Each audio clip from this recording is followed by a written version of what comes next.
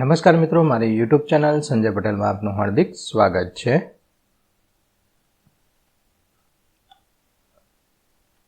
મિત્રો, આજે આપણે ધોરણ 8 વિષય છે ગણિત, તેનો પાઠ 9. પાઠનું નામ છે માપન. તેની સ્વઅધ્યયન પોથી જે આ વર્ષે નવી આવેલી છે તેનું સંપૂર્ણ સોલ્યુશન આજે આપણે આ વિડીયોની અંદર જોવાના છીએ. પરંતુ તે પહેલાં જે મિત્રો અમારી ચેનલમાં નવા છે, જેમણે હજુ સુધી અમારી ચેનલને સબસ્ક્રાઇબ નથી કરી, તે અમારી ચેનલને જરૂર સબસ્ક્રાઇબ કરે, વિડીયો લાઇક કરે, શેર કરે અને બેલ નોટિફિકેશન આઇકોન ઓન કરે, જેથી અમારા દરેક નવા વિડીયોની નોટિફિકેશન તમારા મોબાઈલની સ્ક્રીન પર મળી શકે. મિત્રો, આ દરેક વિડીયોનું PDF સ્વરૂપે સોલ્યુશન મેળવવા માટે તમારા મોબાઈલના પ્લે સ્ટોરમાં વિશ્વગુરુ સર્ચ કરી એપ્લિકેશન ઇન્સ્ટોલ કરી શકશો. તદ્દન ફ્રી છે. કોઈપણ પ્રકારનો ચાર્જ તમારે એપ્લિકેશન વાપરવાનો આપવાનો નથી.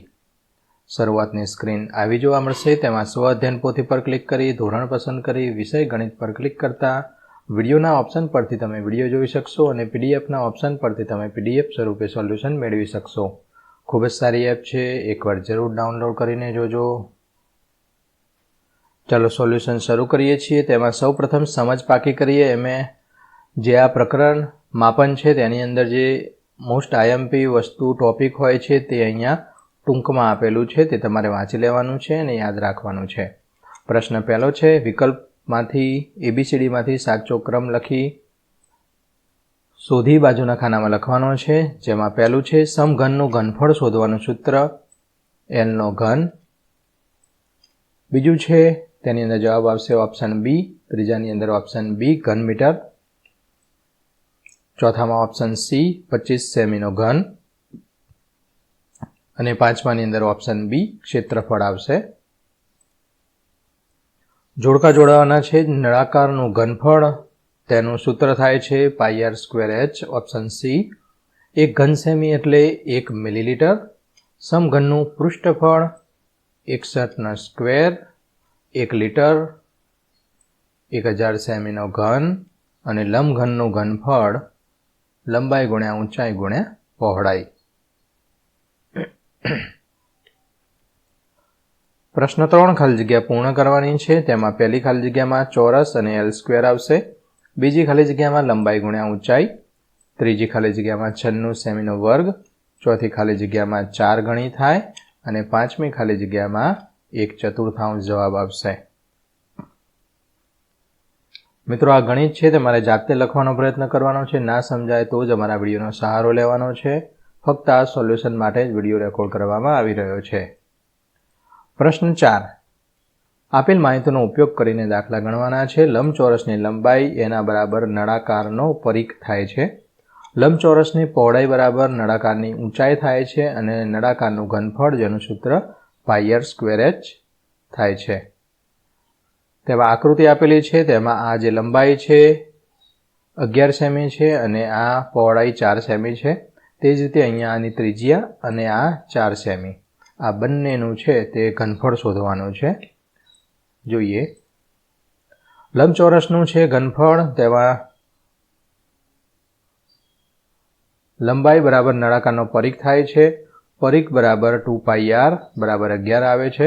તો નળાકારની ઊંચાઈ 4 સેમી છે, તો તેનું ઘનફળ πr²h કરતાં 38.5 સેમીનો ઘન આવશે. પ્રશ્ન 5 દાખલો ગણવાનો છે. તેમાં પહેલું, એક સમઘનનું પૃષ્ઠફળ 216 સેમીનો ઘન છે, તો તેની બાજુનું માપ શોધવાનું છે. તો સમઘનની બાજુની લંબાઈ L આપણે ધારી લઈએ છીએ. તેનું પૃષ્ઠફળ 216 થાય છે. પૃષ્ઠફળનું સૂત્ર થાય છે 6L². તો L બરાબર 6 સેમી જવાબ આવે છે.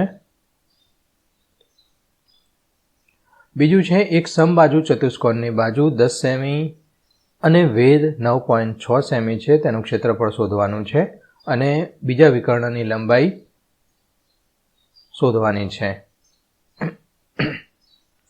તેનું ક્ષેત્રફળ આપણને 16 સેમી મળે છે અને વિકર્ણની લંબાઈ પણ 16 સેમી થશે. ત્રીજો દાખલો છે. તેની અંદર તે સમજી જીગરની રીત અને જિગીસાની રીત બંનેની રીત અલગ અલગ છે. તો આ રીત પ્રમાણે તમે દાખલો ગણી શકશો. મિત્રો, આ દરેક વિડીયોનું PDF સ્વરૂપે સોલ્યુશન મેળવવા માટે વિશ્વગુરુ એપ ઇન્સ્ટોલ કરો. તદ્દન ફ્રી છે. કોઈપણ પ્રકારનો ચાર્જ તમારી પાસેથી લેવામાં આવતો નથી.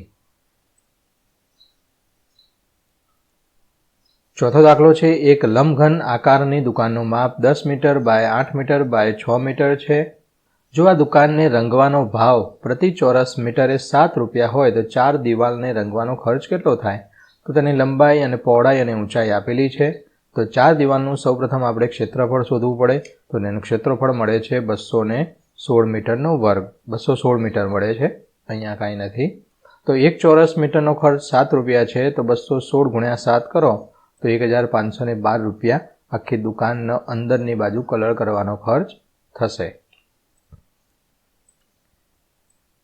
પાંચમો દાખલો છે, એક સમઘન આકારના ખેતરનું ક્ષેત્રફળ 2400 મીટરનો વર્ગ છે. આ ખેતરની સમાંતર બાજુઓ વચ્ચેનું લંબ અંતર 24 મીટર છે.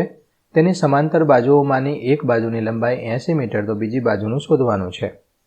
તો અહીંયા ધારી લેવાનું છે એ બરાબર સમાંતર બાજુની લંબાઈ એ બરાબર 80, બી શોધવાની છે.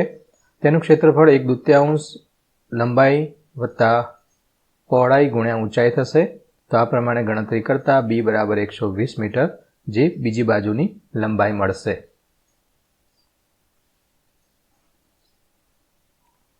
છઠ્ઠો દાખલો છે, એક પેટ્રોલના નળાકાર ટેન્કરની ત્રિજ્યા 2 મીટર બાય અને તેની લંબાઈ 7 મીટર છે.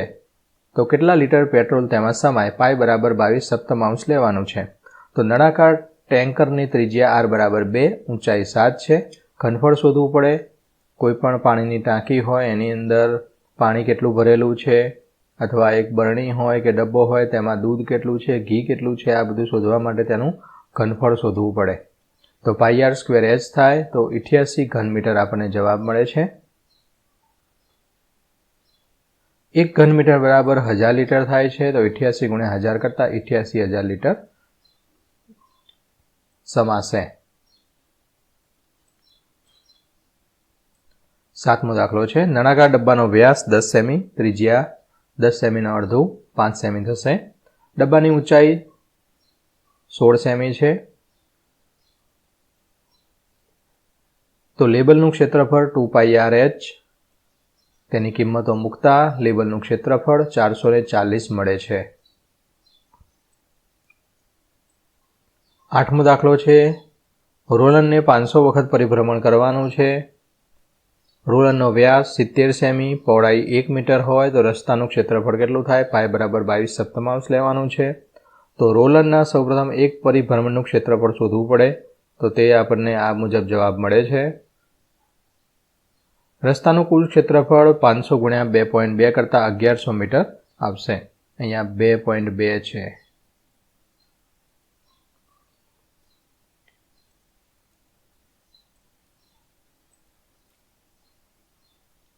નવમો દાખલો છે, એક બોક્સનું કદ 2560 સેમીનો ઘન છે. તો તેના આધારનું ક્ષેત્રફળ 320 સેમીનો વર્ગ હોય તો ઊંચાઈ શોધવાની છે. બોક્સનું ઘનફળ 2560 સેમીનો ઘન, ક્ષેત્રફળ 320 સેમીનો વર્ગ. તો આધારનું ક્ષેત્રફળ ગુણ્યા ઊંચાઈ કરતાં આપણને ઊંચાઈ 8 સેમી મળશે. તો બોક્સની ઊંચાઈ 8 સેમી થાય. જાતે કરીએ આ બધું છે, તમારે સમજી લેવાનું છે, સમજવાનું છે અને તેનું જાતે ગણવાનો પ્રયત્ન કરવાનો છે. ફરી મળીશું આગળના વિડીયોમાં. ત્યાં સુધી આવજો. વિડીયો અંત સુધી જોવા બદલ આપનો ખૂબ ખૂબ આભાર. ધન્યવાદ.